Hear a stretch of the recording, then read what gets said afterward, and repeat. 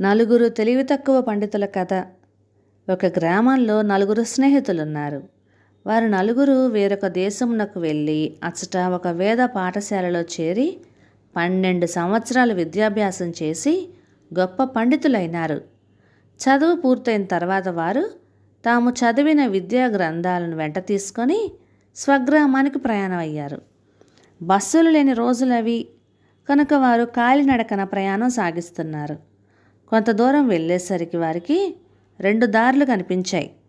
ఏ దారిలో వెళ్ళాలా అని ఆలోచించి మొదటివాడు తన గ్రంథాలు పరిశీలించి 10 మంది నడిచే త్రోవలో వెళ్ళడం మంచిది అని శాస్త్రంలో ఉంది అని చెప్పాడు.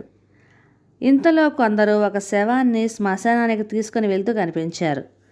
వారు వెళ్ళే దారిలోనే నడుస్తూ వారి వెంటనే పండితులు కూడా శ్మశానం చేరారు. అచ్చట వారికి ఒక గాడిద కనపడింది.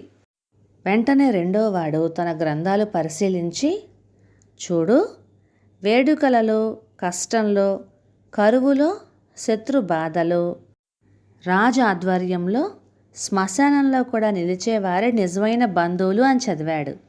వెంటనే నలుగురు శ్మశానంలో మనతో కూడా నిలిచి ఉన్న ఈ గాడిద మనకు బంధువు అని భావించారు.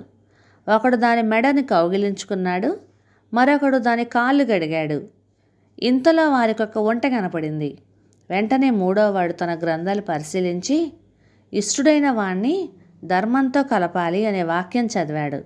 ఇక్కడ ధర్మం అంటే తాడు అనే అర్థం కూడా ఉంది. కనుక వారు ఆ గాడిదను ఒంటె మెడకు ఒక తాడుతో కట్టివేశారు. సమీపంలోనే ఉన్న చాకలి తన గాడిదను కట్టివేసిన ఆ పండితులను తిట్టుచూ కొట్టడానికి రాగా వారు నలుగురు పరుగు తీశారు. అలా పరిగెత్తుతూ ఉంటే త్రోవలో వారికి ఒక నది అడ్డం వచ్చింది. నలుగురిలో ఎవరికీ ఈత రాదు.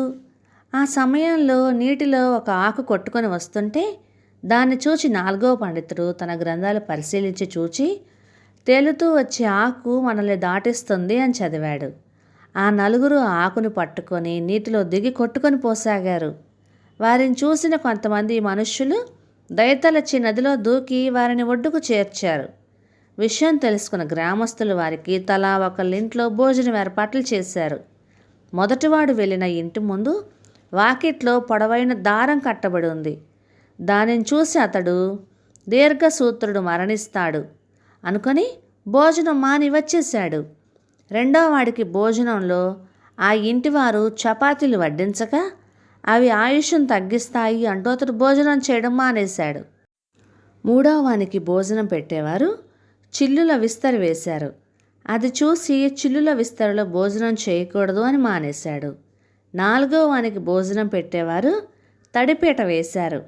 అది చూసి ఆసనం తడిగా ఉంటే ప్రాణనాశనం కలుగుతుంది అనుకొని తిండి తినక వాడు తిరిగి వచ్చేశాడు.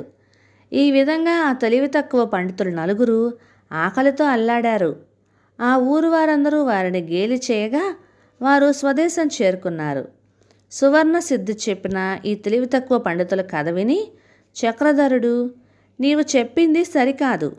దైవం అనుకూలించినప్పుడు తెలివిగల వారు కూడా చెడిపోతారు. దైవం అనుకూలిస్తే మందమతులు కూడా గొప్పవారిగా చలామణి అవుతారు. అదృష్టాన్ని మించింది మరొకటి లేదు.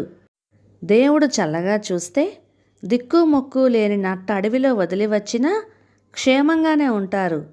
దేవుడు కరుణించకపోతే ఎంతో జాగ్రత్తగా ఇంట్లో ఉండి కాపాడినా ప్రయోజనం ఉండదు.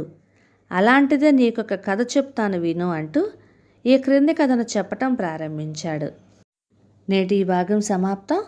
తరువాయి భాగంలో శతబుద్ధి, సహస్రబుద్ధి, ఏకబుద్ధి అనే కథను విందాము. ఇక ఈ కథలు మీకు నచ్చినట్లయితే మన ఛానల్ని లైక్ చేయండి, షేర్ చేయండి, సబ్స్క్రైబ్ చేయండి. Thank you.